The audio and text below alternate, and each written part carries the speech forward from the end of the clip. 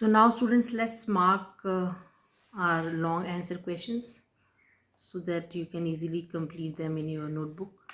And your first question is, compare the properties of a solution with those of a suspension and a colloid, right? So this you have to write your answer from book page 81, and it is table 8.1 that you have to write, all the 4 points. So it is giving us the characteristics of a solution, suspension and colloid. So just simply write down, and we have gone through it earlier, so we know all these four specific points clearly. Fine. Then second question is, what do you mean by water of crystallization? Describe an experiment to show that the water molecules in a hydrate form a part of the crystalline structure. So for this you have to mark your answer on book page 83. So first column, first definition is of water of crystallization, and then for activity you have to see the second column. So give the heading activity and then write down your first point as it is, like take a few crystals of blue vitriol in a dry test tube and heat gently, full stop. Then in next line write down observation hyphen, then write down point 2, and here also your first dot, that is, the salt will slowly lose its blue color, comma, turning white, full stop, as it loses its water of crystallization.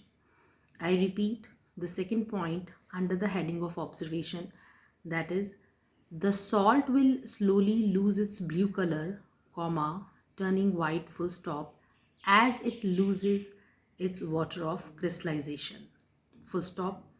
Then third point is your second red dot.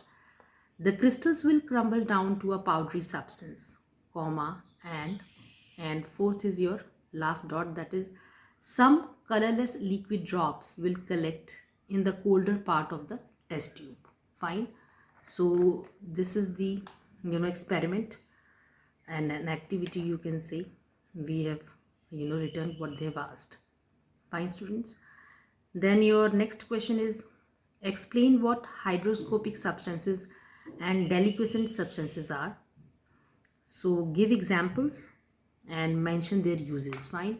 So this answer you have to mark on book page 84.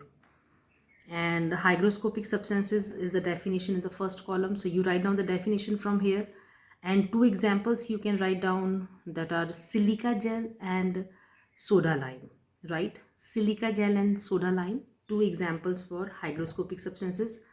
And then in next column there is a definition for this deliquescent substances, so that you can write from the pink box.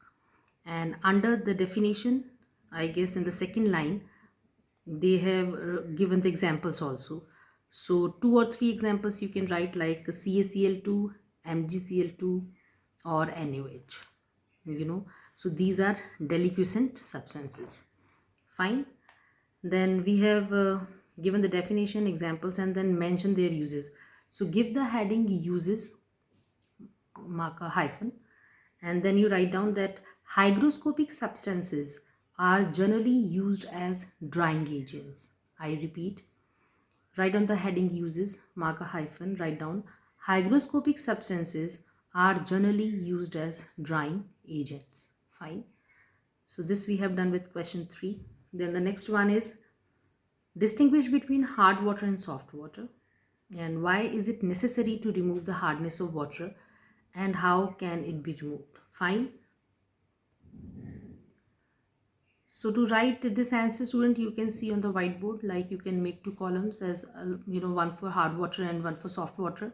And the first point A will be the difference, right, or the definition. You can write down like what is hard water and what is soft water. And for second point, you can write down that that presence of, for hard water, B point, presence of soluble salts of calcium and magnesium makes water hard. Fine. I repeat, presence of soluble salts of calcium and magnesium makes water hard. And what will be in the column of soft water? B point, absence of soluble salts of calcium and magnesium makes water soft. Fine. So B point for soft water is, absence of soluble salts of calcium and magnesium makes water soft. Fine. So then next is necessity. So write down that and make a hyphen. And then you can write from book page 88, right? So I guess under the heading, why is it necessary to soften water? Then you have to write down these two lines, right? So for the heading necessity, you can write down, it is necessary to soften water because hard water is unfit for most domestic and industrial purposes. I repeat, it is necessary to soften water because hard water is unfit for most domestic and industrial purposes, right? Then next is removal of hardness, right? So for that you can write down, the hardness of water can be removed by boiling and with washing soda. I repeat, the hardness of water can be removed by boiling and with washing soda. Full stop. So this is done with question 4. And next one is, discuss the action of sodium and calcium on water. So I guess clearly we have the reactions for that, and for that you have to come on book page 85, right? So for sodium we have to write the answer from book page 85. So you can see the heading sodium, and here in the third paragraph, right? So you have to write down these three lines, that is, sodium reacts vigorously like very forcefully, right? So sodium reacts vigorously with water to form sodium hydroxide and liberate hydrogen. I repeat, student, for sodium on book page 85, second column, in this heading of sodium, third paragraph, right? So first three lines, sodium reacts vigorously with water to form sodium hydroxide and liberate hydrogen, full stop. And then simply write down this chemical reaction, which is showing us the action of sodium on water. Fine. Then next is action of calcium on water. So you have to give first, the heading is action of sodium on water, then write down the three lines and then reaction. And then B part is action of calcium on water. So this you have to mark on book page 86. You can see here. So here first you write down the chemical reaction. First you write down this chemical reaction, and then you can write down, calcium is heavier than water, full stop. Calcium reacts with water to form calcium hydroxide and liberate hydrogen. I repeat, calcium is heavier than water, full stop. Calcium reacts with water to form calcium hydroxide and liberate hydrogen. And above this you can write this chemical reaction. Fine.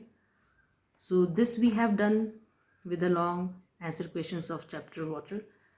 So just mark these answers carefully and then complete them neatly in your fair notebook. Fine, students. Take care.